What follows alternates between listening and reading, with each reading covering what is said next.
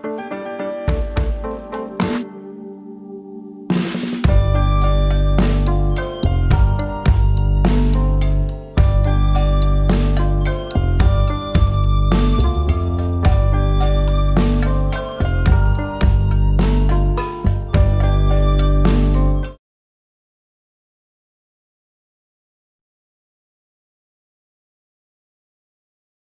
morning. How does this sound? You hear me okay? Okay, I think we are live. I think we're ready to get going. So welcome everyone. Thanks so much for being here with us this morning. And I know we have a lot of people online as well. My name is Lana Selby and I have the really great honor and privilege of serving as the Executive Director for Yukon Society. So the panel discussion that we're here for this morning is a really meaningful one and is part of this whole week of events for Yukon Innovation Week. And Yukon is thrilled to be one of the presenting partners along with our other partners, which includes Tech Yukon, the Yukon University Innovation and Entrepreneurship Team, and Inspire Reconciliation Potential. So we're really grateful to be here with you this morning. And I want to start by acknowledging what a gift and an honor it is for myself as always, to be able to host really impactful conversations like the one we're going to have today on the traditional territories of the Kwalindam First Nation and the Tonquatchin Council. And I want to honor and really acknowledge Tosh and Davida of Inspire Reconciliation Potential Consulting for having this really ambitious and crazy vision to run, as far as we're aware, I believe the first Indigenous-led social innovation lab in the Yukon.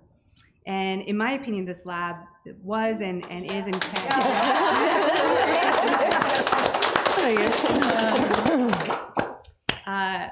I do really believe that this lab can be a game changer for how we can tackle tough issues and complex issues here in the North. And I think you'll hear this morning that it's really a clear reflection of the power of bringing diverse people together with that goal of being solution-focused and really community-driven.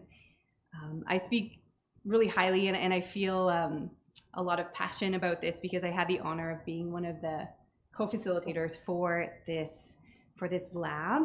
And I know for myself and many of the participants, I think it really sparked a different way of thinking and even perceiving the world around us. So it made a big impact, but that is enough for me because I'm here to welcome and introduce the panel this morning to you.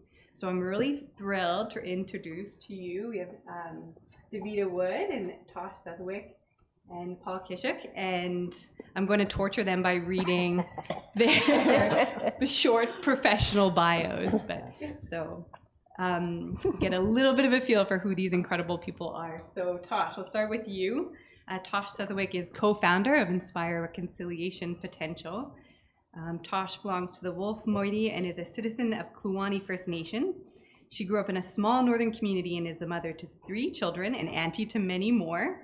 She has worked with Yukon First Nations most of her career and in many different capacities, most recently in her previous role as the Associate Vice President of Indigenous Engagement and Reconciliation at Yukon University. Tosh oversaw the integration of First Nation ways of knowing and doing throughout the institution. During her 12 years, where she worked with her team to ensure that Yukon University was meeting the education and training needs of the 14 Yukon First Nations. Tosh is a trained facilitator and knowledge sharer and a fun person. She has worked with organizations across sectors to build and deliver relevant and culturally appropriate workshops and creating safe spaces to explore complex topics. Tosh has worked in governance, education, human resources, and health for various First Nation governments and organizations. She has also served as youth counselor and deputy chief for her First Nation. Tosh acquired her BA with honors in psychology from the University of Victoria and completed a master's in education with the University of British Columbia. Welcome, Tosh. Thanks, Bob. Next up, we have Davida Wood, who is the other co-founder of Inspire Reconciliation Potential. So Davida is born and raised Yukoner from the Teslin-Tlingit Council of Southern Yukon, a member of the Crow Moiety and Coqueton clan. Okay. You did great. Thank you. Her formal education was completed through the University of Regina, through Yukon College with an education degree. Her informal education is ongoing through her various roles in life, business owner, consultant, director, facilitator, mother, wife, teacher, First Nation member, committee member, and traveler, and also a very fun person.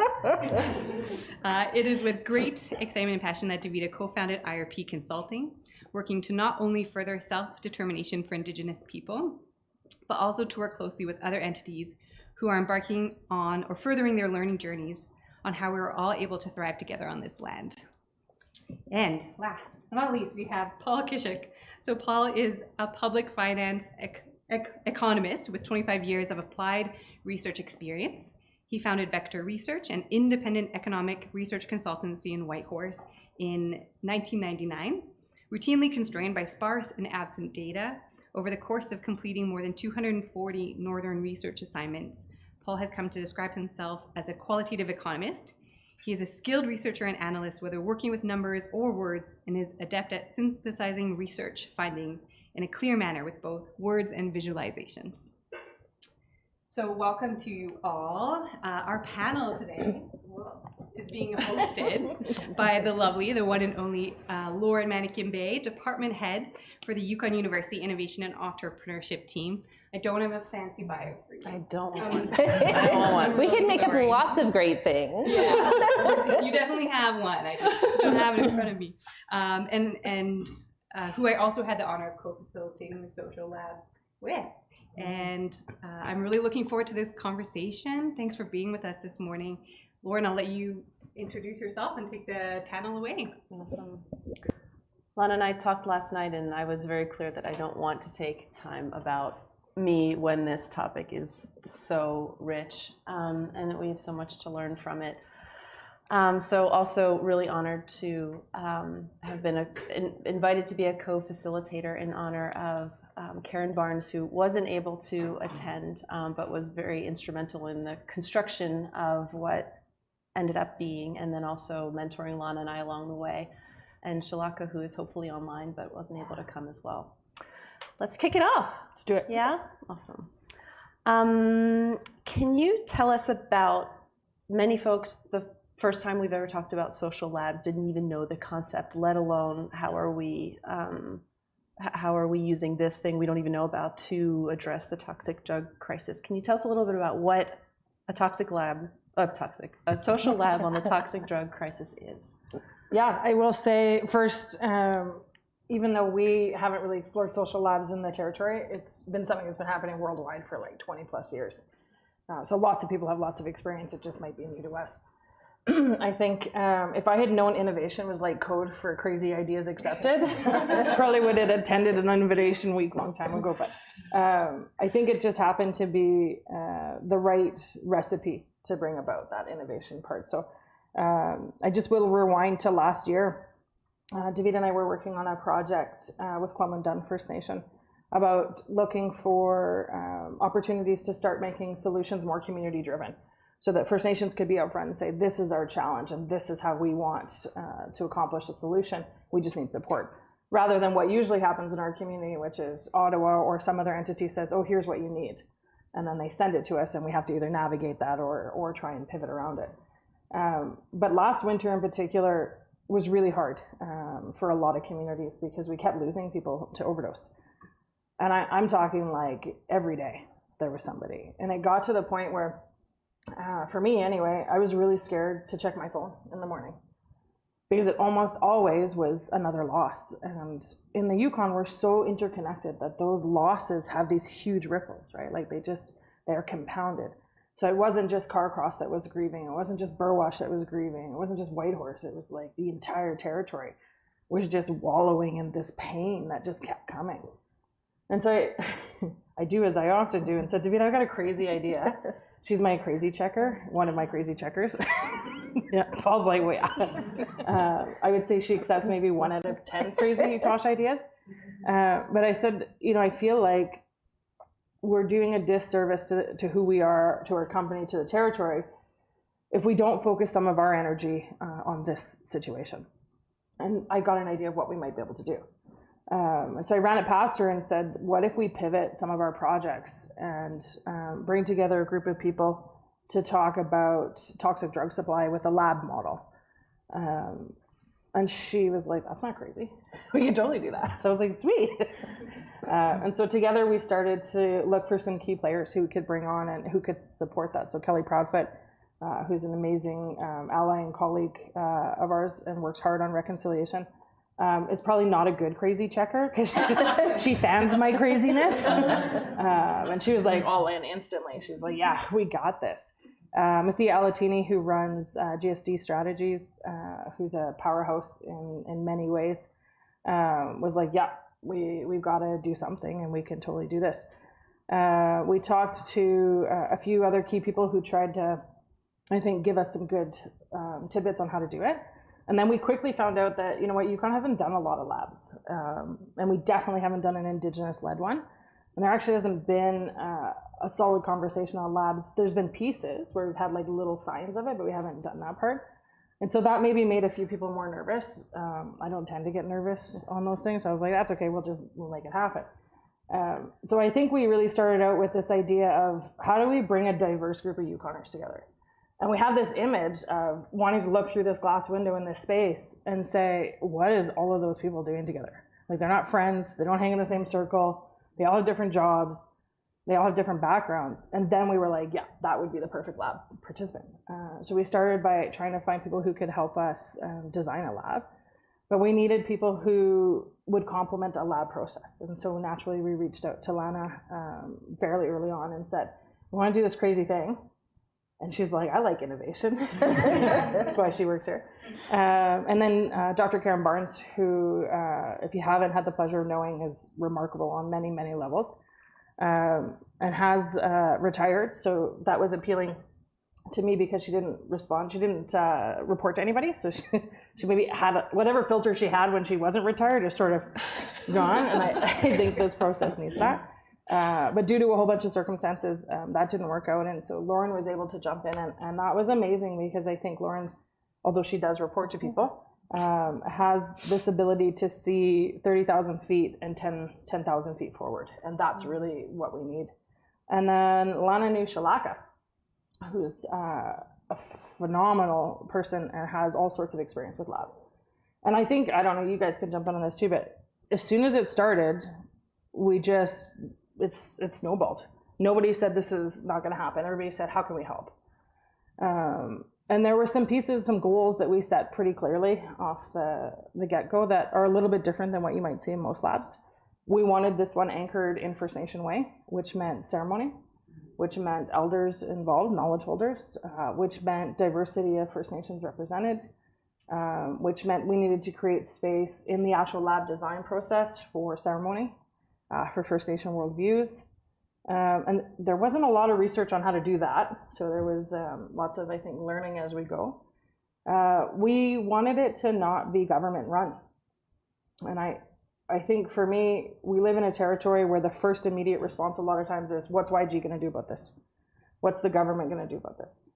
And when we're talking about overdoses, this isn't just a government issue. They're not going to be the ones who are going to drive a lot of the solutions. They have an important role to play in a whole bunch of respects, but they're risk adverse by their nature. They're governments, right? And so they're not going to pick up things that are super risky and be like, yeah, let's try this.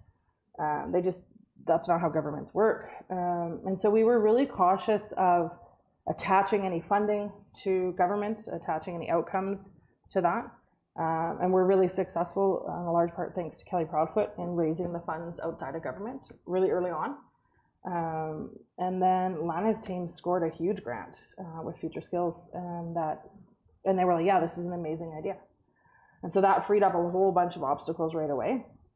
And then I think one of our other goals was to learn from the lab process, because we hadn't done one in the Yukon. Wanted to really look at it, I think, effectively and say, does it work? If it works, what works about it? Is this a model we can apply to housing issues? Is this a model we can apply to climate change? Because it's a different way to do some of that prototyping. Enter Paul. Stage left. Yeah, stage left. Poor Paul. We did a project with him a couple of years ago, and now every time I need an evaluator, I'm like, Paul, how you doing? And so Paul graciously agreed to come aboard and help us not only define what we're learning about this, but participate in the lab, which was pretty freaking cool. The last thing I'll say is that one of the things we heard across the board for participants, and I think from a number of Yukoners, was how hard this challenge is to navigate because it's so multifaceted, which made it really well suited for a lab model. But it also is something that it keeps hitting us. It's like wave after wave. So I think once we finally decided to do the lab, there was another death. Once we decided who half the participants were, there were 2 more deaths. Like it just kept coming. And so it put this urgency on the piece, and that brought its own sort of things with considerations with it. But it became, not on purpose, but it became this mysterious sort of thing that was occurring in the territory. It's like, I put it together like those nightclubs that are like a hole in the wall that nobody, there's no advertising, but it's out on the street that it's a super cool nightclub spot. So it's like super boom and busy. Like all of a sudden my phone started ringing. They're like, you're doing this thing. I want in. And I'm like, how did you hear about this thing? And it just kept getting bigger and bigger. And so we haven't done a great job of communicating about it, I think, because of the urgency. But also because we wanted to set up a space where it would be okay to be an epic failure. Like we didn't want anybody's jobs attached to it. We didn't want anybody, putting money on it and saying, yeah, this is going to be awesome. And I guess that's the part that entices me about a lab model. You can fail. And that is considered important and rich learning, right? Maybe a couple things I would add to that. I think when it came down to the beginning part and saying, what is the solution? We are being impacted daily by this problem. We have these deaths that are happening. We're losing people left, right, and center. There were the typical solutions that could be out there, but obviously they're not working. And I think that was a really key piece to see and look at was, we're not seeing change. We're not seeing this stop. So how do we do something different? We can't just go to our regular go-tos.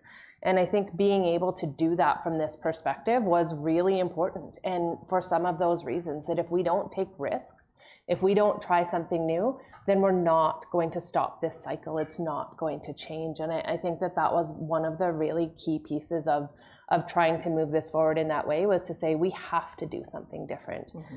I think one of the things where we do often see a lot of change is that grassroots change. It is that change where it's not just top down telling you that this is what it is, or maybe here's some solutions this way, and how do we go about it? It's about people caring. It's about people seeing and feeling and thinking outside of the box. And I think ultimately that's really what we saw happen through the lab, was there was such a diverse group of people coming from all different walks of life and background, who suddenly had, their eyes opened or their hearts shared in ways where you started to think differently about it. You started to drive down these streets and think differently about it, and what your role and responsibility as a member of our community is. And I think when we do that and we make people feel something, as opposed to read a report, sit in a conference, whatever those things are, all of a sudden we start to see people looking to want to make that difference in really big ways. And I think we can't reiterate enough that ability to be able to make a mistake, that ability to fail. We're not going to get it right, but if we don't take those first steps forward and try to make change, then we'll never know what could be. And I think that's a really important learning that I had the pleasure of being able to sit on both worlds of this. I was a part of the steering committee, but I was also the steering committee member that was a participant during the lab. And I think it was potentially life-changing for some of the people that attended. I think that what they learned and understood and were able to be a part of will probably impact them for the rest of their lives. That's cool. Great. I can add maybe a couple things to that. Sort of around the setup of the lab. First, that the group that came together was, in a way, absent hierarchy. So we live in a community dominated by government, where hierarchy is just sort of embedded. And I think, there was maybe a bit of confusion about that, around why some people were part of the group and why others weren't. And one of the really cool things about the lab was that there was no sort of positionality, people representing the position of an organization. It was people coming together. So the second thing would be around team building. So there was a lot of emphasis on, giving people some room, some space to understand why they were part of this group. And so that started, the first day well, the first night with a dinner, sort of meeting one another, and then the first full day was on the land in Carcross with Phil and Harold Gansby, and that was just a great way for people to get to know one another, because it was mentioned that this was a group of people that normally wouldn't have come across one another, or would normally spend time together. So the foundation was, I thought, very solid from the beginning going forward. Thanks, Paul. The no hierarchy piece is important because that's a First Nation worldview, right? This idea that in our communities, nobody's better than anybody else. Like you have chiefs who run water trucks. You have executive directors who are out helping elders, and that when we gather and you're in a circle, everybody's voice is important. In fact, many of our Yukon First Nations have youth councils for that exact reason, that they are part of that important conversation. We don't base it on this stature that you've got. So that's a good point. Mm-hmm. So the 9+ months of co-creation from Tasha's crazy idea to now sitting in front of you to talk about the crazy idea, what was the question, and what was the process to get down to the question? And then will you share the final question that we worked on? Yeah, that's a great question. So I mean, it's not a small issue, right? If it was a small, really straightforward issue, we'd have solved it a long time ago. Wouldn't need a lab, right? We're talking about a massively complex piece. And so once we had Lana and Karen and Shalaka on board, we created a bit of a steering committee. So Davida and myself. So Davida played that role that she talked about, participant on steering committee, because she's the nice one in the group. And Mithia and I tend to take over rooms. So we knew right away we needed to stay over here in the steering committee, and Davida could be that bridge and see where we needed to pivot. And then Kelly Proudfoot, Jeannie McLean, and Peter Johnson got in a couple of different rooms and had some conversations. And instantly the steering committee started to go really big. Like, okay, how do we deal with addictions? And lab processes need to be refined. Like you have to have a specific question. So we kept going, really, really big. And then Karen would say, okay, hold on a second. You've got a short, definitive amount of time. You got to pick a topic. And then I think about halfway through the design, we had lost another 2 really young people. And they weren't your typical, risky lifestyle that you often hear about, right? These are people who were using recreationally, who were, really well connected in the Yukon. And we sort of took a step back and said, you know what, we don't need to talk about effective treatment solutions. We need to keep people alive.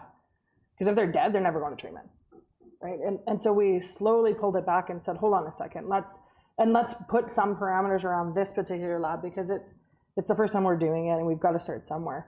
And so we fiddled with a whole bunch of questions. One of the places that we kept getting stuck is we often hear about opioid crisis. But that's not what we're talking about here. We're talking about a toxic drug supply. We're talking about a very different reality than, your folks and my generation and the drugs they've dealt with. And so we knew really early on, wanted to include the toxic drug supply piece of it. And then we didn't want it to come off as it's not a First Nation problem. It's not an urban problem. It's a Yukon problem. And so we wanted it to be broad enough for the territory. And then I think we landed on, how do we keep people alive as a starting point? Those things around aftercare, we know there's lots of issues with treatment, and we know there's lots of issues with, dealing with trauma and colonization and all of those pieces. Everybody knows that. But we needed to keep people alive in order to give them a good chance to get to that. And so ultimately we landed on the question of, how can we reduce the number of deaths to the toxic drug supply in the Yukon? And that, I think, having a final question, we were able to keep going back, because when the lab did start, same thing, they wanted to go really big. They wanted to tackle like massive questions, and all of those questions are relevant. Every single one of them could be a lab in of themselves. But for this particular circumstance, our goal was immediate action, talking about the toxic drug supply. So we're not talking just about opioids. We're not talking about any one community or group of people. It was opioid deaths in the Yukon, was toxic drug supply. So ultimately, that's where our question landed. I think it's really important, that back and forth, though, because I think we had the back and forth in the conversation about how do we get here? How do we make this effective? What is the question or the solution we're trying to find answers or responses for? But I think going through the lab as well, that, as Tosh said, there was so much back and forth. It was very easy to want to go big picture. How is it that we're solving the whole problem? And when you have people's hearts and minds attached to that, that becomes really, really hard. So I think there were many times that we had our facilitators pull us back down, put the question up on the board, and just that reminder, these things are super and we can't lose sight of them, but what is it that we're doing for tomorrow? What is it that we're doing to make sure that we don't have to lose another person next week, the week after that, and the week after that? And I think it was really important, and I know from listening to the group that was there and working with them, that there were many times that we had to come back to that we saw ourselves going way out here, and I said, okay, wait a minute. What we're trying to do is this right now, and how do we try to come back to this point? And so I think being able to have that specific guide was really helpful to work through any of the processes or solutions. And there were still things 100% that were big scale. It's hard not to do that, but I think it was helpful in having that kind of question that really narrowed some of your focus down as well. I will say too, we ended up at a situation at one point in time where we had potential funding, but they wanted to design the question. And that's hard when somebody's like, here's 300 grand, but this is the question the lab's gonna do. And this is how the lab's gonna go, and this is who's gonna be there. And I would say maybe a little bit more of that craziness. It was almost instant. We were like, yeah, no thanks, hard pass. We'll come back to you when we might need you. And we stuck with the question that we had, and I feel good about that. Like often David and I talk about our measure of success. It'll be interesting to see how Paul measures this. Is if I can picture a room of First Nation leaders, the grandmas, the matriarchs, the clan leaders, the chiefs, and we can walk in there and we can hold our head up high, then I feel good about it. And I often say that in the back of my head, can I hold my head up high about this? And with that question and saying no to that money, yeah, I can hold my head up high. True to your nature, ladies at IRP, you've touched on all of the questions that I'm supposed to ask right now. So luckily, I was there to know what else to get from you. Sorry, Lauren. What's so powerful for me is, and sorry, from everyone that took part in it and gave feedback and heard of it and responded after, was how different this model is. And for countless reasons, not only is this a way that this is a way of doing and deciding and being in the world in First Nations culture, but it isn't every day. This is not the way that we function. So I'm interested in particular from your role as leaders in the community, and Paul as a leader in the community as well in your role. How is this model different from the ways that we've tried to find solutions in the past? Actually, I think you've already answered that. How have we tried, what's the difference between, what's the magic in what just happened in relation to, and what is the possibility? Because what I'd love is that people walk away and they're like, gosh, Davida, Paul, how do we do this differently because of what's come out of it? But talk to us about the differences in the way that today the Yukon is trying to find solutions, and why there's a magic sauce to this one. You go first, you want to go? Sure. I think we touched on some of it. I think that from the outset of that difference, from the outset of not saying this is a government problem, this is a First Nations government problem, this is a municipal government problem, from talking about it from the very crux of what the issue is. And I think when we think about, all of those entities have a responsibility to care because of the job or the role that they have. I think where Tosh and I came into this, it wasn't about a job or a role that we have. It's about losing people that we know, or that our friends know, or that our family knows. And I think when you start to look at trying to come up with solutions for a problem from that perspective, it looks very different. I think the amount of time, energy, and care that you put into it is very different than when you say, 5 o'clock hit, and now I go home and that doesn't have to be my problem anymore. And I think those things really shift how you go about it. I think Tosh talked a little bit about finding the right people to be in the room. we could have found a group of our friends and colleagues and gone ahead and tried to do it that way, but that wasn't going to be the solution. It needed to be people that maybe we would never want to sit down and have coffee with on a regular basis. It needed to be someone whose voice maybe isn't ever heard in this realm and has never lost somebody personally, but maybe comes up with super amazing solutions or ideas or has a different network. And so I think when we start to do that and think about people from all walks of life coming together to try to build something, all of a sudden it's not one entity or an entity that, as Tosh mentioned, is risk adverse in many ways, and understandably so. And I think that's not to slag on different departments or governments or those types of things, but they have to have a role in that. And they work in these, 4-year, 3-year pockets. This isn't a 4-year or 3-year problem. And so how do we look at these things and try to expand that out in these different ways? And I think that those are some of the things, and hopefully, and I guess that's actually the other part, because I'm about to say hopefully that works.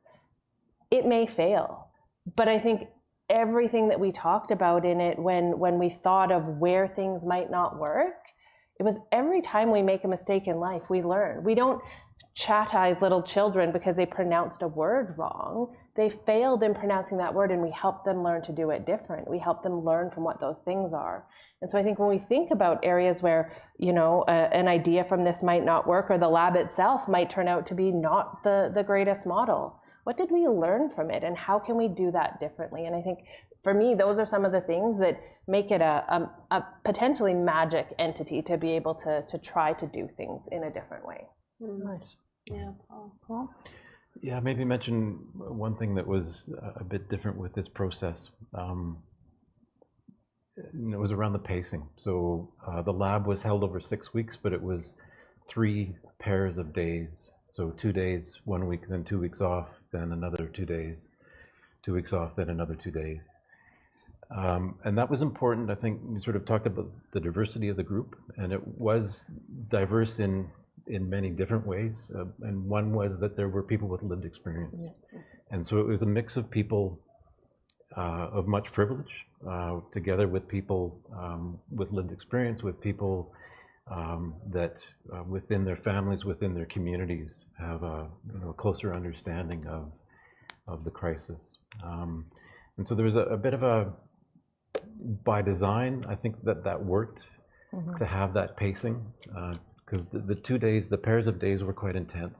And so it was good to have, that intensity and then a break from it to reflect. In some ways, though, I think, some of what people were learning about and hearing about, it wasn't enough time. Yeah. That some of it at this point, even now, I think is just still sinking in. Thinking back to what people shared, because it was a safe space, so there was a lot of sharing that was going on, and I think for some it was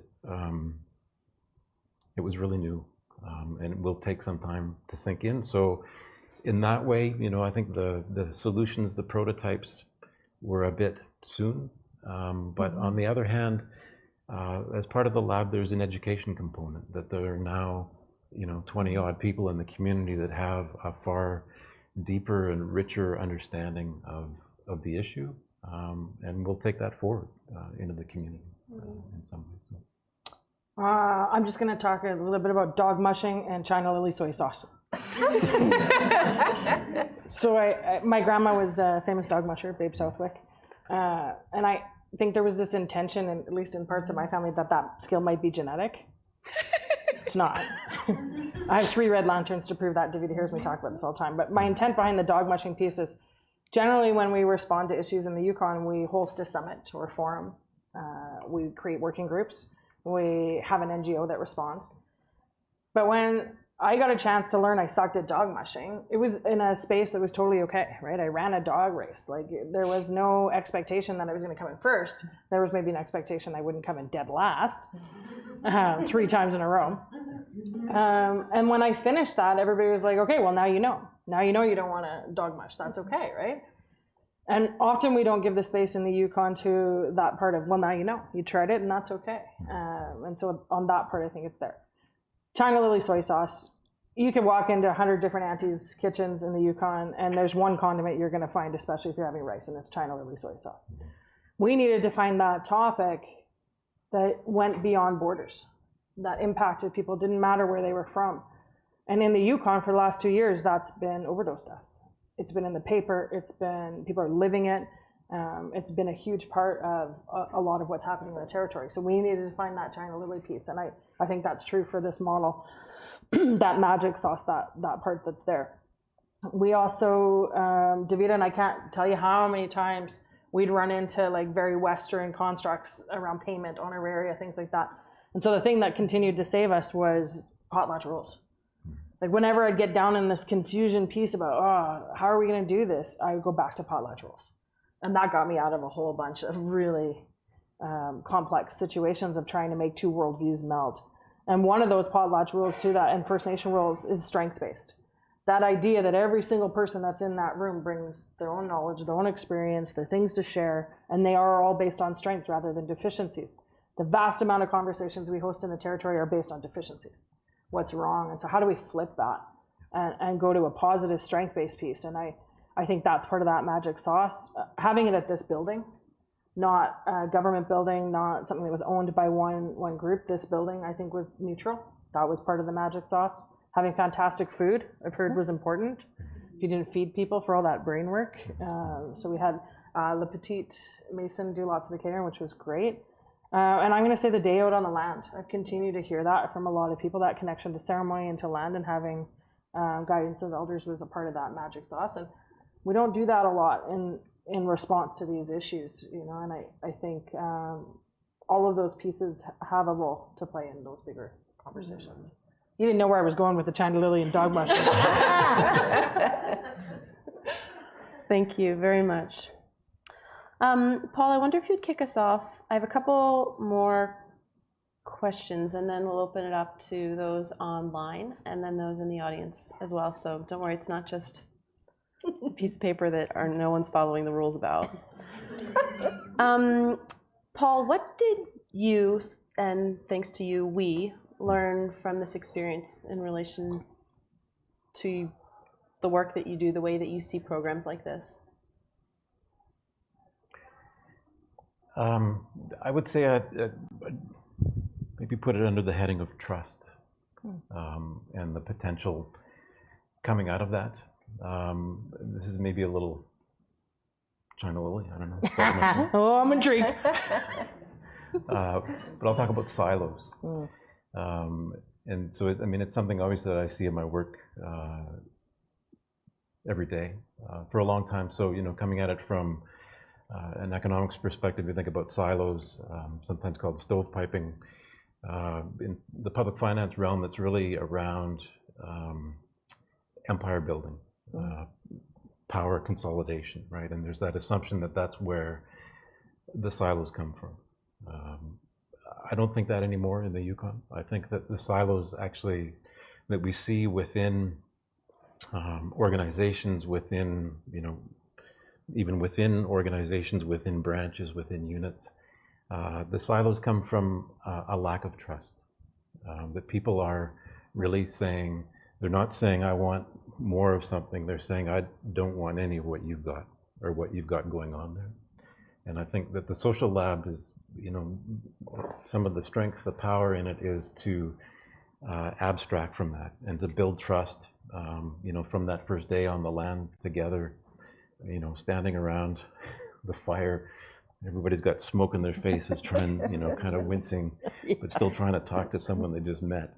And so there was that trust building over time, everybody coming together that's, I think we need more of that in the Yukon, to be able to come together and trust one another and, again, sort of step out of the hierarchy, because we all are living in a beautiful place that's remote and wonderful, and the solutions will come from within the Yukon.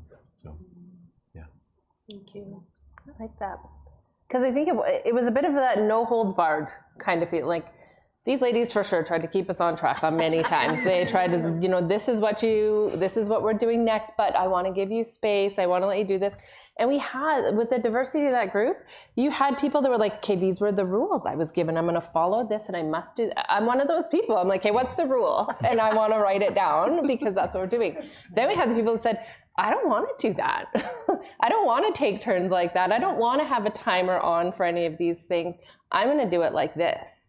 And I think that being able to have that trust, especially with the difference in who was in the room, was fantastic because we could flow with that then. You could be in a group with someone like me who says, I need to follow this, and then have someone say, I'm not following that at all, and be able to be like, okay, cool, I'm going to trust you on this, and let's go ahead and do it. And I think because there's no strings attached. I think that's one of the learning pieces. There's nothing that meant that if we wrote something down wrong, that there could be a repercussion to it.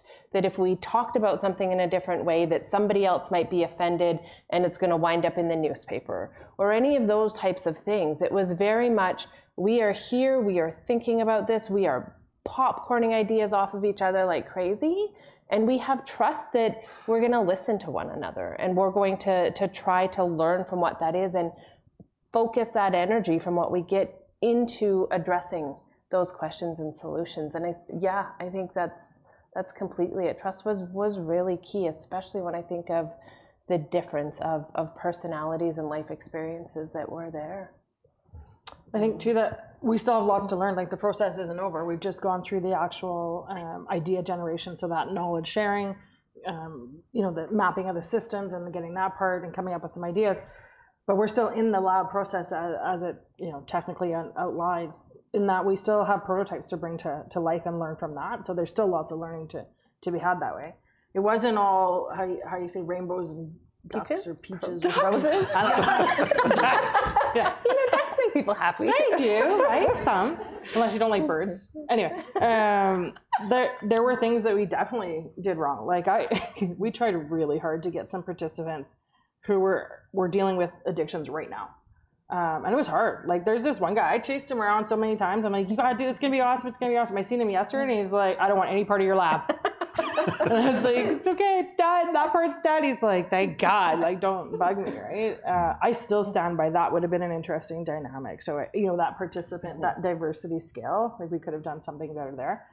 I think we needed more support for our facilitators. Like I think Lana, Lauren, and Shalaka, you guys had full-time jobs in and above this, so there was some intensity there. And I don't think we did a good job of supporting you guys with as much support as you could. I think the location and the timing piece, there's some pieces around that. Like I'm not sold on the 2 days, week off, 2 days. Like I don't know if we need more time. So I'll be interested to see how that comes out. And then just on my own, I'm the opposite of David. I don't need an agenda. I don't need rules. As Lauren has pointed out, you can give me questions. I'm not going to stick to it. And so I don't think we did a great job of communicating to the participants what they were in store for at the beginning, right? And so at the end of the first 2 days, many of them were like, this is crazy. Like, what the hell am I doing here? And I'll be really honest, a lot of them were in the room because I'm like, I'll owe you. If you come to this thing and do this crazy thing with me, I'll owe you big time. I'm waiting to see how those get cashed in. But at the first 2 days, people were like, oh, Tosh, like, what did you do to me? At the end of the lab, people were like, yeah, this was freaking amazing. I totally get what you're saying. But it was hard to explain what was going to happen because I'll be real honest, we didn't know exactly what was going to happen. And that's sort of the danger zone of the labs, right? And not meant for everybody. But still lots, I think, to learn. Yeah. That's great. The last question that I have for now is kind of what are the next steps that you alluded to? And then Tosh, because I think one of the questions is going to be, okay, so what were can you just address the fact that we're not going to talk about the ideas yet and why? That moose in the room? Yeah. I know my phone's like, what did you guys decide? What's the prototypes? So we're not going to share all the prototypes because we're not ready on that piece. But I will say that there are ideas that I absolutely had no idea were going to come, which is the point of the lab. And there are different levels of ideas. Some are more fleshed out than others. And so there's a couple next steps. We have a session on the 28th for elected officials in the Yukon. We're trying to make this nonpartisan, so all of the elected parties are coming, First Nation chiefs, any other elected leaders. And we want to start to share out what the lab process was, what happened, but also we'll be coming to them to see where their role is in activating some of the ideas, but being very clear that the intention is that government won't own these ideas, that no government will own these ideas, that we're looking for Yukoners to own these ideas. We'll be hosting an event in January that we're calling an activation circle, where we'll be entering the next round of the lab process and fleshing out these ideas more and seeing where they can land and who wants to champion them. In between now and then, Kelly and I and Davida and Paul and everybody have to go raise a bunch of money, because one of the things that we need is that no strings, right? That it's okay if you put $200,000 on this idea and you find out that it didn't work, because what we learn about that idea is going to inform all the future ideas, right? And I've been a part of 3 labs now, and every prototype I've come up with has been an epic failure. So dog mushing, not so much. Lab prototyping, not my skills. But I've learned so much, and I think those lab processes, I've learned a lot from that piece, so we have that to go through. Paul's working with us on an evaluation for the lab construct and how we might be able to apply that. Like, I'm a firm believer when we're talking about housing crisis in the Yukon, it's not going to be the city of Whitehorse and land developers and housing builders that are going to solve that issue, right? It's going to be Yukoners because it's complex. So we do have a group of people who are, pounding the pavement a bit to say, okay, when are you ready for the next lab? Which I equate to the same thing as asking, when are you having your next baby? When the person just had a baby, like, you gotta give them some breathing room, right? Like, Lana doesn't want to talk about it. She's like, oh, I can't wait for Innovation Week to be over, right? Give me a month. Yeah, give me a month, exactly. I'm sure Shalak is like, yeah, Tosh, we're not talking to you with this. So I don't know what the next lab part is, but I think by this spring, we'll have a good idea on the prototypes, what an activation circle looks like. And then I think there's a piece about having the right balance with the participants. Like, I'm trying really hard not to bombard them, because they gave up a lot of their time, a lot of their energy, right? And one of the things, First Nation ways we tried to anchor in the lab was reciprocity. We want to honor that, and so I'm not bombarding them other than Paul's survey, which I maybe sent like 7 reminders for. Trying not to bombard them, but I also want to honor that they might want to be involved, that they are really close to the ideas that they've come up, and so we're trying to find that balance, and I don't know exactly what that looks like yet, but I think we'll get there. And the last thing I'll say is the older and older I get, I'm a solid believer that the universe plays a bigger role than we ever think it can. And so sometimes I was upset that a certain participant wasn't in the room when I really thought they could have added something. But I continue to remind myself that I think the universe played a role in the timing of this lab, who was in the room and needed to be, and I think that will be true for the activation pieces of it. Because it was just a lot of mountains got moved for this to happen, and I'm pretty good at moving some mountains, but not that good. That there weren't other forces that were at play there, so I have faith that that will continue to bring forward some of the things that we need it to. Thank you. You're standing up. Is that a cue to me? Maybe a question from the online audience. Thanks, Rick. Thanks, Lauren. We have a few questions from online. I think Eugene's has already been answered. You preempted it a little bit. Eugene just asked, what are some of the actions and outcomes of the lab? I hope Tasha's last answer answered that one for you, Eugene. But next up is Valerie Fox, who has a 2-part question.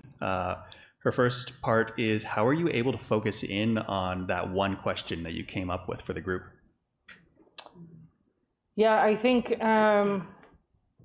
whatever else we came up with seemed to diminish if we couldn't keep people alive. Like that, we would come up with a good question and we're like, wait, if people are still overdosing and dying, it doesn't matter what treatment program we get. It doesn't matter what information we share, they're passing. And I think particularly when we pulled the trigger and said, yeah, this is the question that we're gonna go with. We had just been watching a lot of what's been happening in BC on their drug crisis. That's where we got the toxic drug supply piece, and they had really started to try to have a conversation about what they were going to do on the east side, and it ballooned too much. They couldn't come out, so they ended up with like 360 recommendations, and like that's really hard to mobilize. And so we were like, no, we got to start with something concrete, and if it's the wrong question, we'll figure it out at the end. And I guess that's the no strings attached, right? There was nobody who's saying like, you better get this right. And so we thought that was where we're going to try. And then it just kept coming back to, we need at this point to save lives first. Like that emergence, that need, like we've 16 people in 2022 already. And that's just who have passed in the Yukon. There are lots of Yukoners who've overdosed outside the Yukon that we don't track. And I don't think we could have done it justice if we didn't just put it out on that's what we're talking about. We're talking about saving lives. And I think maybe the focus in session for the participants, I think there was a number of ways to sort of keep that going. And I think in one aspect, and where Paul kind of talked about that idea of building trust, we had to build a common knowledge. We had to build a common basis that we're all coming to the table with something that is similar. And I think for some people in their walks of life, this was a thing that they had never even heard about. They might have seen a headline in a newspaper, but this wasn't their life or their reality. And we have people that have been reviving their friends and watching their friends die from this. And so how do we get people with that same bit of knowledge? So I think in some of the first sessions, it really was that stage setting. How is it that we know and understand what's going on? And then bringing it back. And I think they did it in such an eloquent way. How do we bring it back to the question? Great, we learned all of these stats. For some of you, this is old hat. For some of you, this is brand new. And what is it that we're trying to talk about? I think very gently in many ways, when we would start to go so big and we were going to solve the whole thing and we were going to have, you know, programs out the wazoo and people were going to care differently and there was all this stuff, we had to come back to that because those things are massive and they're not going to change things tomorrow. We can't do that by tomorrow, which means we're going to lose somebody else tomorrow. So I think being able to continually gently kind of guide us in that direction. This is okay, that's super, and we're not going to lose sight of it because those are important. But what are some of the aspects of that we can think about that address this question right now? And so I think that being able to focus in as a group, I think we had facilitators that did it, and then we had those people having the diversity in there. People were like, okay, but wait a minute, just let's talk about it from this. How do we do this for today? And so I think that was really helpful to focus folks who were actually participating in the lab. You know, the other part that Paul brought up is really important too, this idea of silos. We wanted a question that would force a systems approach, which labs are really good at, right? When you're looking at a systems approach. We're not good at that in the Yukon, at least not in my experience. We generally say, well, this is justice's issue, or this is health and social's issue, or this is the education issue. And we wanted a question that went across all of that. And that particular question, it didn't matter if you were RCMP, it didn't matter if you were First Nation government, that question had impact across that. So it was a systems question, which was a goal. Thank you. Val is calling from Toronto. Ah, it's colder where you are, I think, today. Val, thank you. Yeah, we've got lots of great questions coming in online. I'm going to read out Valerie's second question in a moment, but if anyone in the room has any questions to ask, just give me a wave at the back of the room and I'll bring a mic out for you. So the second part of Val's question is, how did you choose the participants that you had? Yeah. Holy man, that was a lot of work. We created lists and lists and lists. So the steering committee got together, and I would say we all started throwing out names with the idea of diversity, right? And then we look back at the list and we're like, hold on a second, this is my Christmas party. Like, this isn't gonna work. Like, back up, right? Yeah, it's totally all right. And then I was like, so I asked a few people that I really trust. My cousin, Eric Walker, shout out cousin, who knows me really well. I'm like, tell me the 5 people, he runs in lots of circles I don't, like Broomball and all sorts of places, right? And I'm like, tell me 5 people you know really well who think totally different than I do. And he was like, boom, boom, boom, boom, boom. And so I was like, hey, I brought back to the steering committee. So then Kelly was out and about and she was like, oh, I know so-and-so and they think really differently. And then Davida was like, oh, saw this conversation on Facebook and they think really differently. And so really it was about checks and balances with that list. And we started, I think Lana set the target, we wanted 40, right? Like that was sort of our name, like part where we did. And as happens, some people weren't available and some people were like, this sounds crazy, I'm not at all into that. Other people were in right till the very end and then it didn't work. We had participants who, for whatever reason, couldn't make it. And so we ended up with 26. But the intention there was not to have any one person feel like the only person in that room that had that background. We wanted communities in there, we wanted age, so we had youth, we had elders.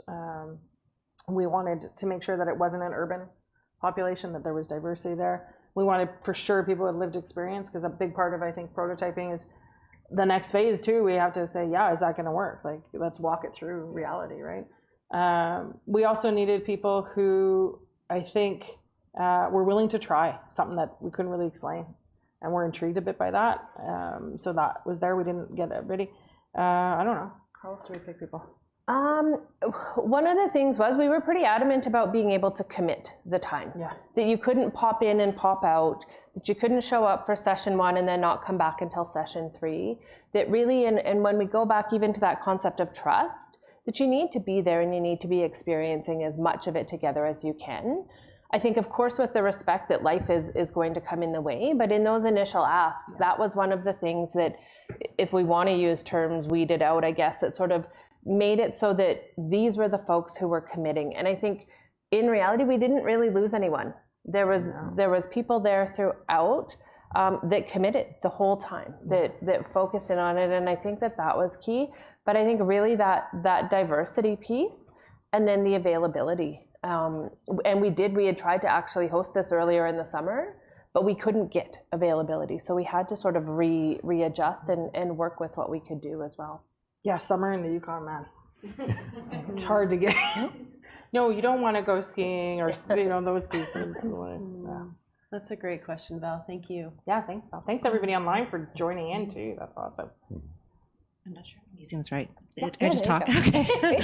I'm super inspired. Thank you. I'm also a crazy idea person, so my brain is like. I'm going to try to. I'm like. Anyway, I have kind of 2 related questions, but I'm really interested in how, and you've talked a bit about this, like how to create that space that really, and you've talked about like building that trust a lot, but how to really create, how you really like created that space where people were open to being vulnerable and could really share those like deep ideas and feelings. And I guess like as a second part of that question is, how did you also bring it in? And especially kind of without using hierarchy, how did you still create structure and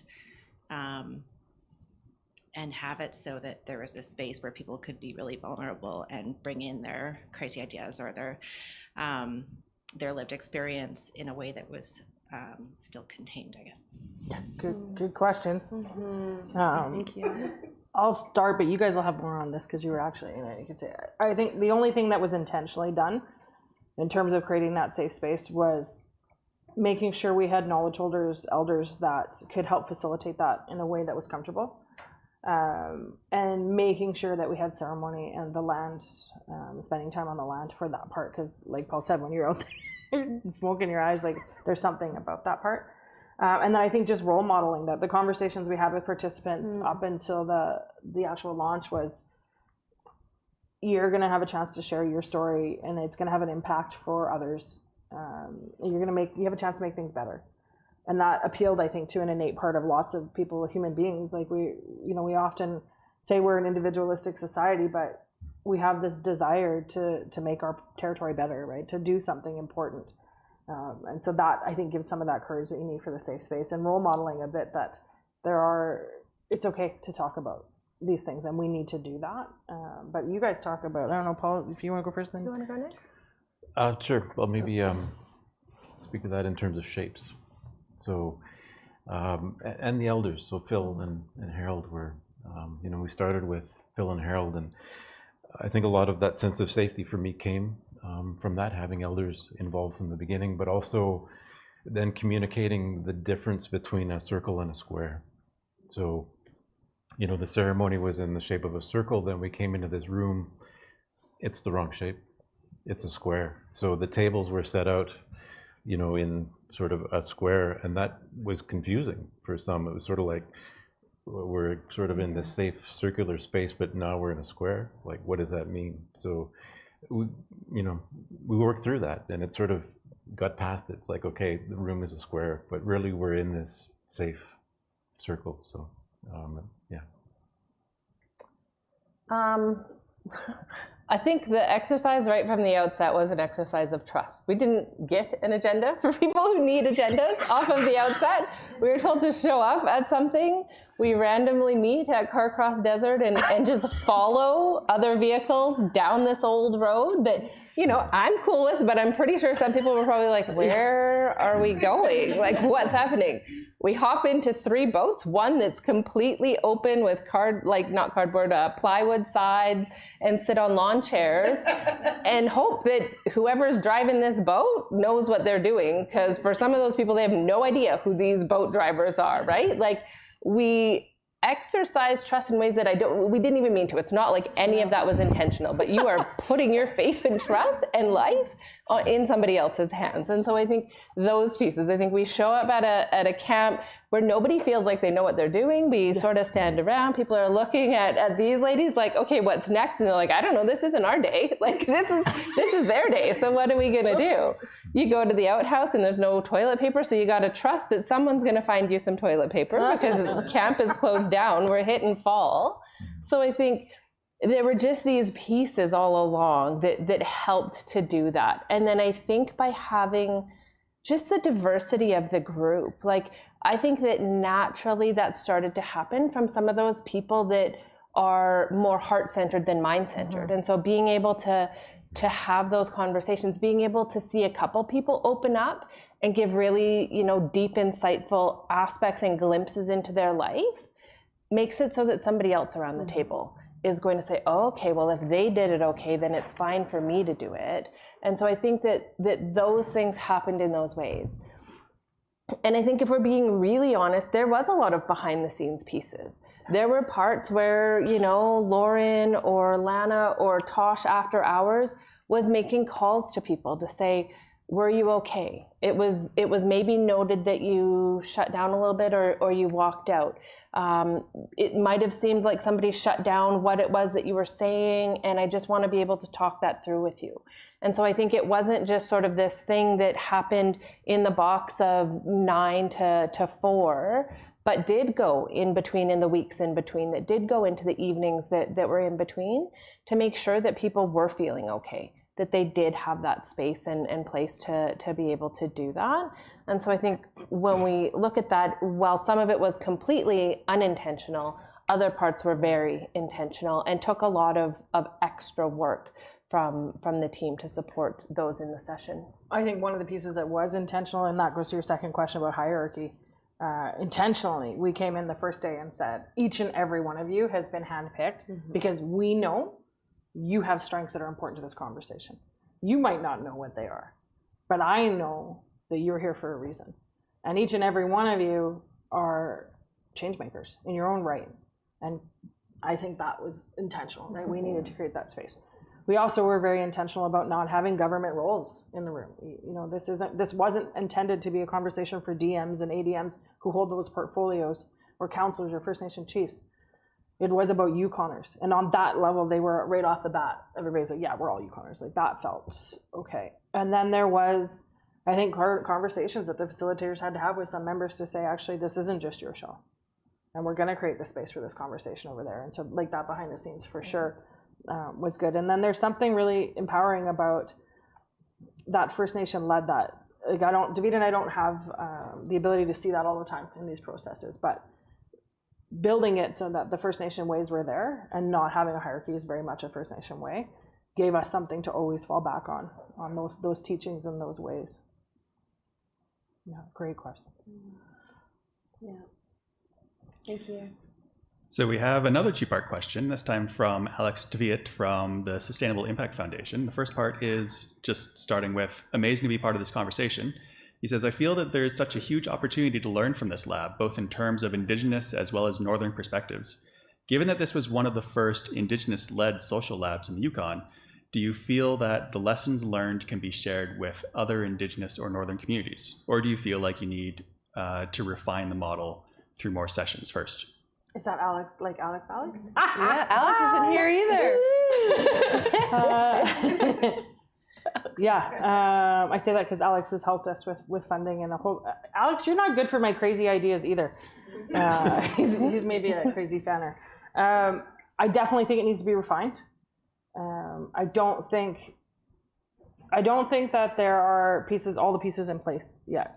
I think too, and maybe it's the secret sauce that you were talking about earlier. Davida and I run our own company, and so we have flexibility, like putting people on a boat in lawn chairs. that maybe not all organizations have. There's some risk assessments in that. There were life jackets. Everybody had a life jacket. We did. Yeah. Thank you. Safety first. So I don't know. We have to refine that part. Also, I think there's something to be said, and I think that's why right from the word go, we wanted the evaluation component, that it wasn't perfect, and that's okay. Like we knew that going in, and so I'd like to see where those pieces are. I definitely think there's parts about the Indigenous component that we can share and can be applied not just to a lab, but to innovation spaces like the no hierarchy and other parts, for sure, that can be shared out. But I also say those aren't just First Nation worldviews that we're talking about, right? Like the connection to the land is a Northern worldview. Like that's not just First Nation, and so there's places that we can embed that. And then maybe the biggest one I would say is we got to get off this government dependency. Our first reaction, and David is so good, like we were getting ready to do the next part, and I was like, okay, Mithia and I both, we had our plan. You have to figure out how hard it would be to like intercept Davida and Mithia and I at the same time. It's not easy. And we were like, oh, gun ho, this is where it's going to go. Davida pulled us right back and said, no, you actually can't go that way. It's not YG's job to activate these. It's Yukon's job.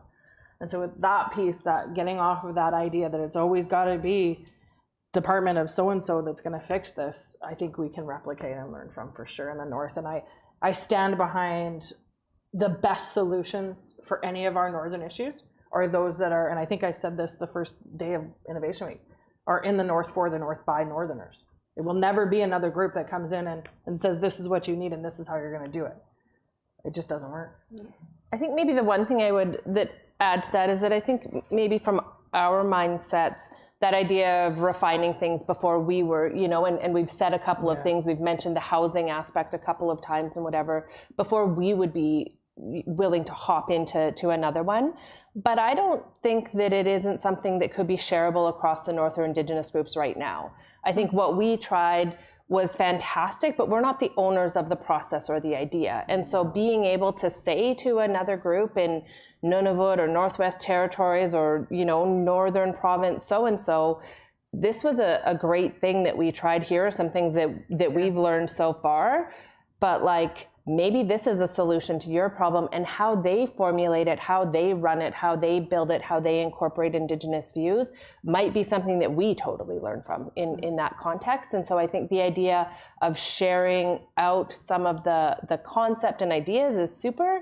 I think for us anyways, I think that idea of, okay, we've done it, we've learned some stuff, we want to understand what we learned before we would attempt something again in that way. But I think that if somebody's thinking about it, have at her and make mistakes. Yeah, that's huge. We definitely don't own this. We don't want to be the lab people, like the people that have to run labs. Like we got no problem breaking trail, but we don't want to refine that trail over and over again. We only do things that aren't boring.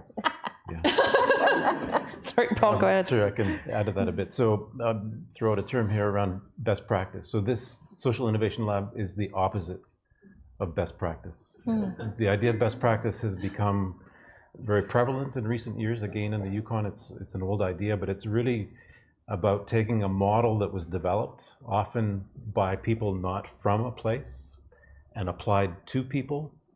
And then the best practice part means if you try to replicate it in 10 different places, out of those 10, where did it work best?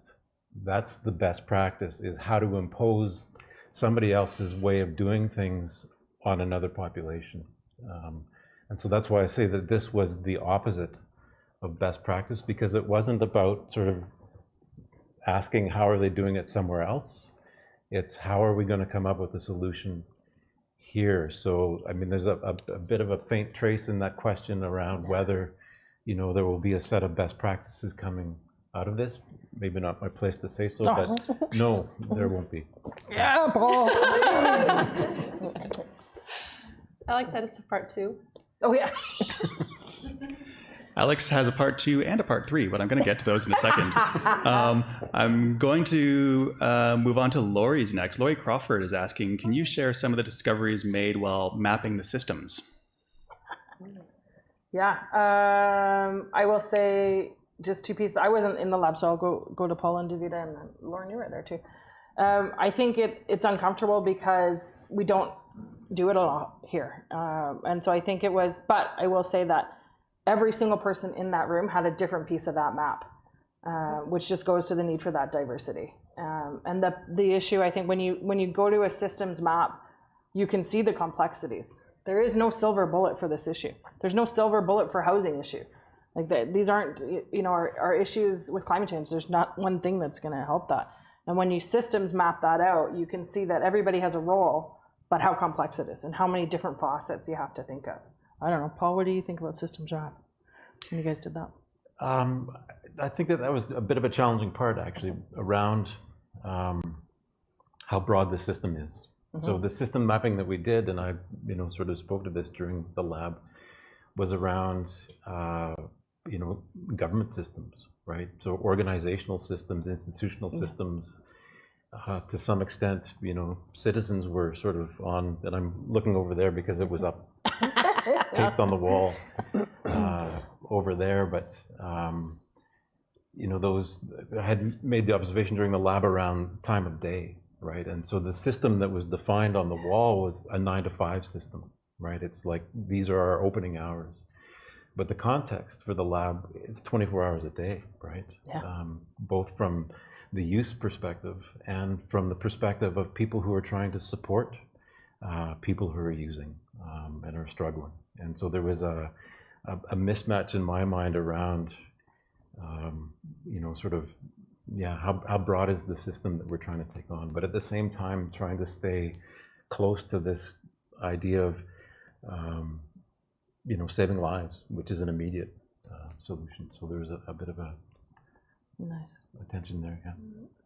I don't know that I have much to add. I think for sure the complexity, and as we started to see it, and it was okay. Well, does this government department, do we want to address what they do? Does that actually have relevance? Does this organization? At one point, somebody said, we have over 700 NGOs here in this territory. How are we going to map all of that and what role they play in each of this?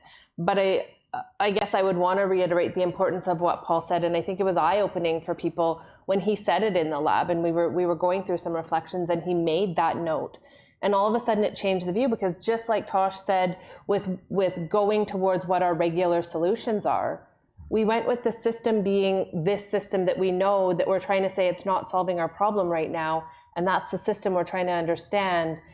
But nowhere on the map did we say, here's the auntie's house. Here's, this person that gives rides after hours. Here's this person who carries their naloxone kit every single moment of every day to make sure that they're ready. That map we didn't make or create. And so I think when we look at it in that way, it's very hard to break our norms. It's very hard to break the solutions that we think are our solutions. And so I think it was really key, and it helped us to refocus, and maybe I shouldn't speak for us, it helped me to really refocus and think about it differently. That, we can't solve a 24-hour-a-day problem with a 9 to 5 time window. And I think that really helped us to look at a few things differently. That's great. That was great. Thank you. Okay, I'm going to get back to some of Alex's questions. Alex asks, recognizing that the role that healthcare, both physical and mental support healthcare, plays in issues such as the drug crisis, do you feel that the lessons learned through the lab can give input to YG and federal stakeholders about the importance on such issues as digital equity or connectivity? Absolutely. I think that's our hope, is that there's going to be prototypes and ideas that come forward that they go, wow, we hadn't thought about that. And there's a piece that happens in government, and it happens in every, like First Nation government, territorial, federal, municipal even, where you've got a group of fairly like-minded bureaucrats who are in a room who only know what they know. And so when they dismiss an idea, or they choose not to fund an idea, or they put parameters around a funding pot, they are in fact creating a box of what can get through that box and what can get through that piece and be brought to light. I think one of the things that is a lesson learned through the lab that all levels of government can see is risk that idea that you need to try things, right? You learn so much from failure, that piece. Secondly, that if you empower a group of human beings, some pretty freaking cool things happen. And we need to do that more, not less. I think the other part for governments is that hierarchy part, that you have to, I think, amplify people's voices, because they're human beings and they all have their strengths. And it's not just one person who's going to have a good idea, right? like I said, Davita squashes 9 out of 10 of my crazy ideas for a reason, because they're In a very nice way. you did do it. That's true. So I think that part's there. The other part I would say is we got to get out of Whitehorse. Like we are so focused on this city center, and some of the most brilliant solutions we're going to find to the biggest issues are going to be from those small communities like Burwash Landing. You got something to add to that one? And I think that you asked some things about the digital aspect at the end, and I think that did come up actually in a number of ways, because that access isn't there. And so if we're talking about some of those things, like even being able to call for help or text for help or have some of that connectivity, do people actually have a device in their hands? Can they actually afford the minutes or a plan or whatever that is? And so that does create, in a world where you're hard pressed to find a payphone these days, how are you supposed to call for help? How are you supposed to access information if those things aren't at the fingertips of what we've now made them? We don't have encyclopedias on shelves for information. We have Google. We have all of these things that it is not equal across the board. And when we get out of this city center, it gets even less so. And so I think those things are things to be aware of, for sure, if we're trying to talk some of the solutions that are there. Part of, just quickly add, the part of the thanks to the Future Skills funding, Alex's work, Tosh and Davita's work is also about addressing the digital divide, and how even if you do have the plan, even if you do have the services, some of these remote communities don't have the access to the services and some of the ideas that we came up with during the lab because of the remoteness of our territory. So absolutely, in conjunction with so many other things, how important it is to be able to give people access to the world via connection. We got to move away from internet and connectivity being a thing, that a luxury, to it being a human right. Just, you can't do it. It's integral to all nation building activity. I think Kanina has a question. Okay, we've got another question in the audience we'll get to in a second, but we have a question from a different Alex online. This one's from Alex McKenna, who asks, is there room for more participants in this? And if so, how does one get involved? Oh, great question. Yeah, absolutely. So you heard me mention the activation circle that we'll be organizing in January. So we'll be looking for Yukoners who want to hear more about and get involved in championing the ideas. I think there's also the role when you start to see some of these ideas come out to bring your knowledge to that and say, actually, I have this project that's going on right now, or this initiative that can tie really well to that. Because we don't know everything that's going on in the Yukon. It's impossible to. So for sure, there's a role there. I think there's also a role when we need people to come back and critically think about what's working and what's not. So is there a idea that's come out of the lab that's going to work really well in one community? Probably. And to Paul's point, that doesn't mean that it's going to work in every community. And so how that works. So the core group of participants who came up with the idea, there's no room for that piece. But what we do with those ideas and how we prototype them and evolve them and refine them, absolutely, there's room. And I would say, how do you get involved? For sure, reach out. Like, Davida and I have an IRP website. What is it? IRpotential.com. Thank you. Or you can just Google Tosh and Davida, it comes up. And just shoot us an email for now.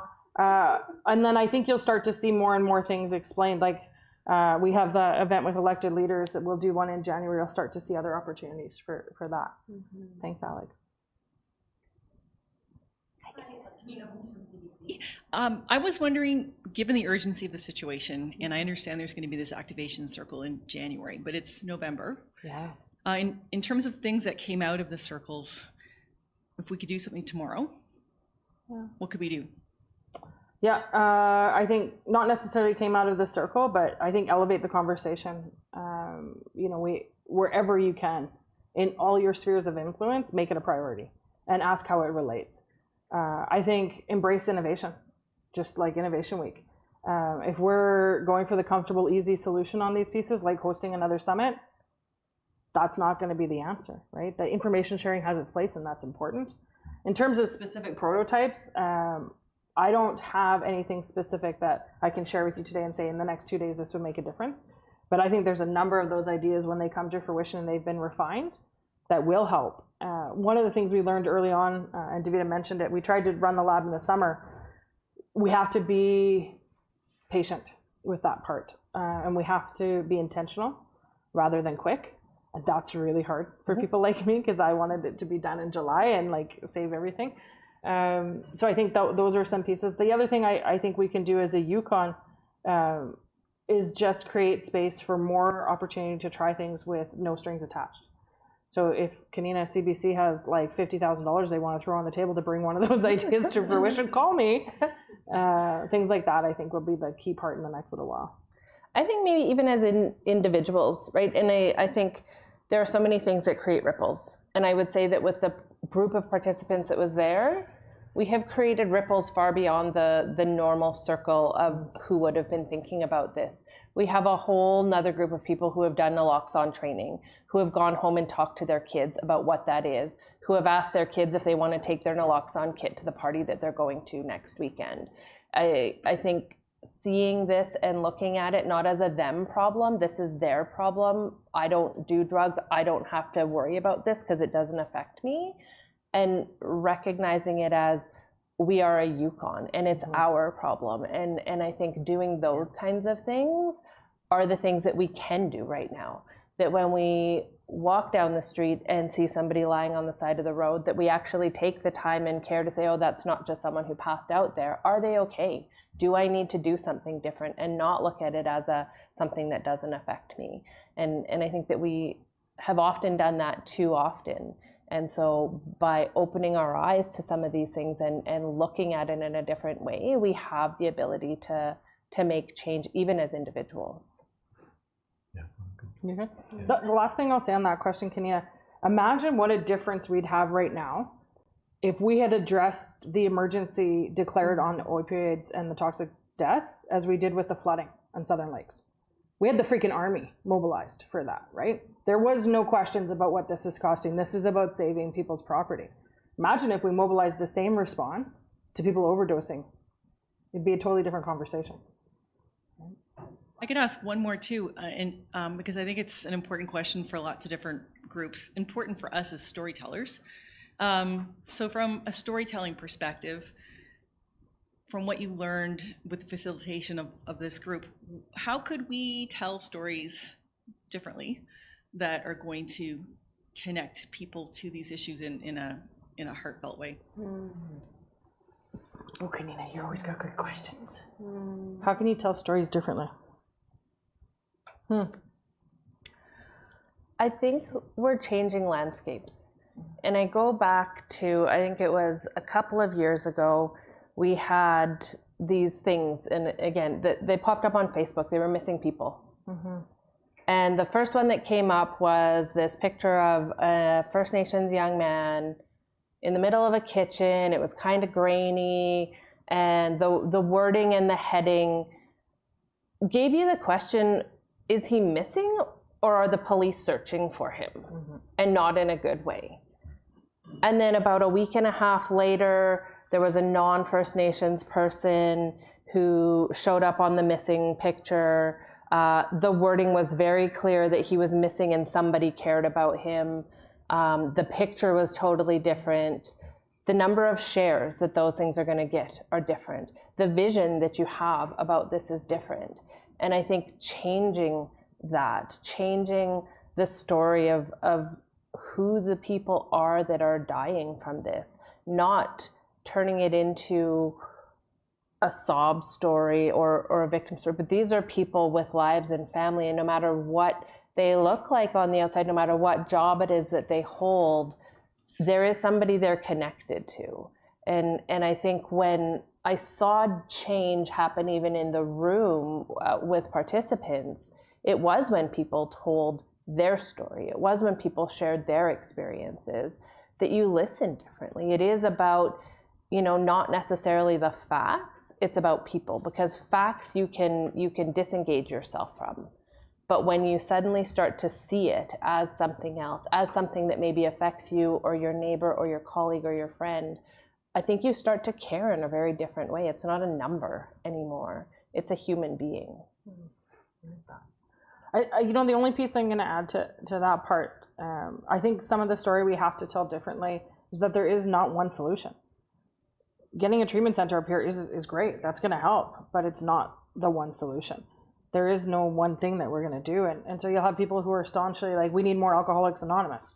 That doesn't work for everybody, and that's okay. You're going to have people who are very staunch advocates of harm reduction, and others who are going to be like, no, that's awful.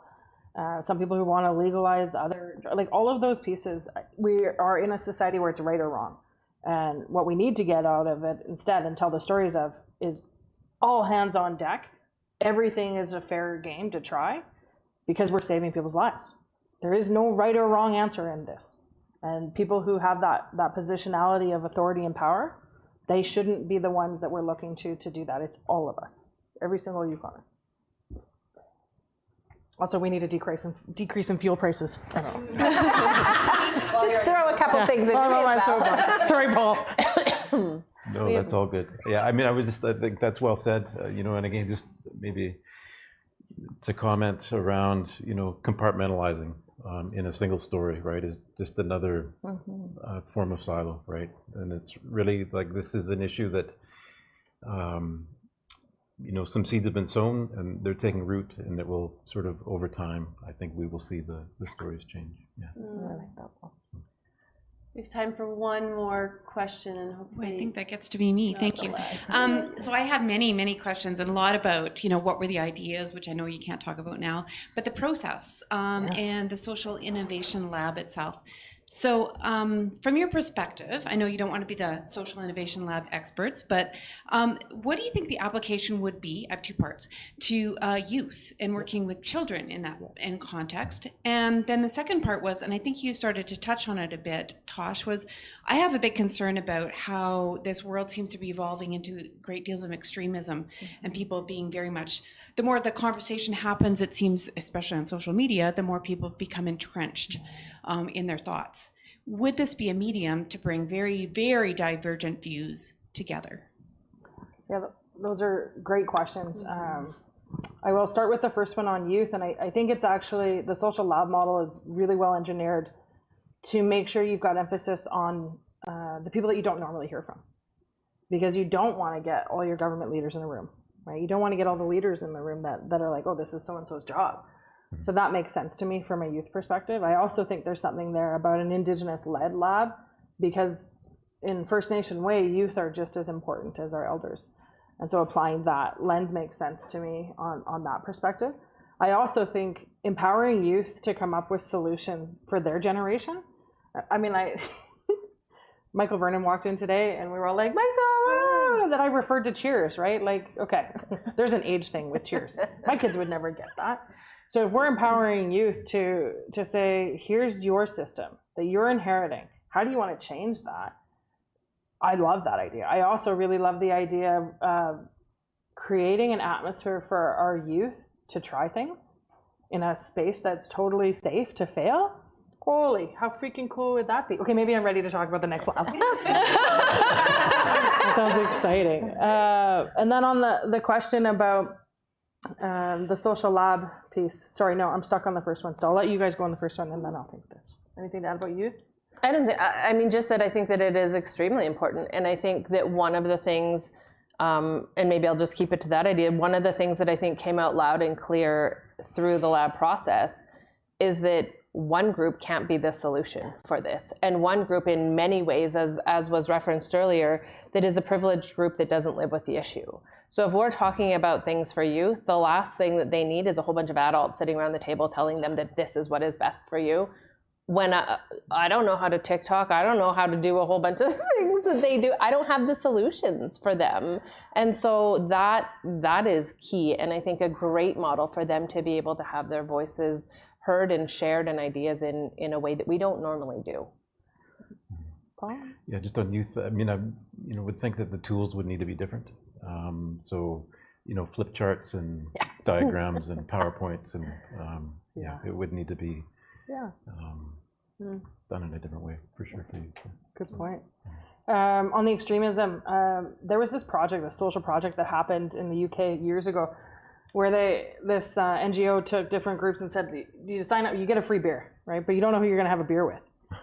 And part of that was you had to fill out a survey on your views, like around the world. And they purposely matched people who were like, so if they had somebody who was really homophobic, they matched them with somebody who was gay or lesbian. Or if you had somebody who was like very pro-army, and you would match them with somebody who was like, no, screw the All army. about peace. Yeah, exactly. And they never told them about that. And they just said, sit here for the next hour and a half and have a beer. And two very cool things happened. People forgot about their views and just became people, right? And just had a beer and just had a conversation with the person next to them. The second thing is they almost instantly all found common ground, right? They almost all instantly were like, oh, you dig sci-fi, I dig sci-fi, whatever that is, because they're human beings at that point. The social lab process is, I think, a great container for, by removing that hierarchy and enabling everybody in a strengths model to find that China lily soy sauce that they'll connect with naturally and sort of speed that process up. It's also a place where you can refine and say every worldview is valid.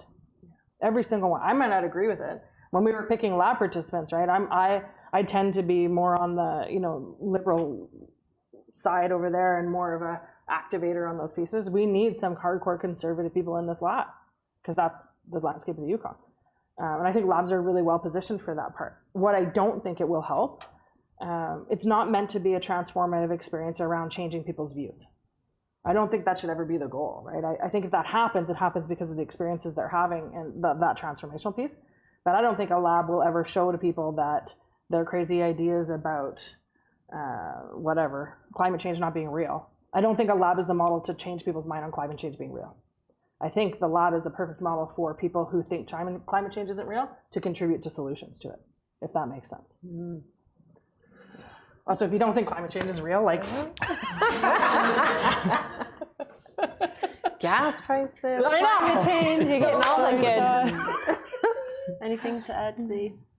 What's left? Maybe just refer to an earlier question around vulnerability, sort of, and sort of creating that safe space for people to be vulnerable, because I mean that's what Tasha's talking about, is people being able to share on sort of that basic human level. So I think the lab is helpful in that way. Good. Oh, can I give one thank you? We have to shout out to Kelowna First Nation, not just because they're amazing, but they helped us flow funds. So shout out to Kelowna First Nation for that, because that was a barrier and they took that out like almost instantly. Yay. For those of you that are here, if you have time, hang out, ask any additional questions. Whatever IRP's website is, just Google. If you just Google IRP, it will take you somewhere else. So IR potential is probably what, I don't remember what it takes you to, but it is not this. We're not good at marketing. Kind of this process, in so many words, culminates to this idea of shared humanity and the potential when we drop, as the example that Tosh just gave us, when we drop the lines, that these invisible lines, but that have become more and more stronger and stronger over the past few years, and maybe even 150 plus years as we really look at where the problem's stemming from. But we appreciate all of your attendance. Lana and Lana's team, thank you for hosting this conversation. And there's a lot of snacks for those of you that aren't online. So thank you, the three of you, very much. Really, thank you.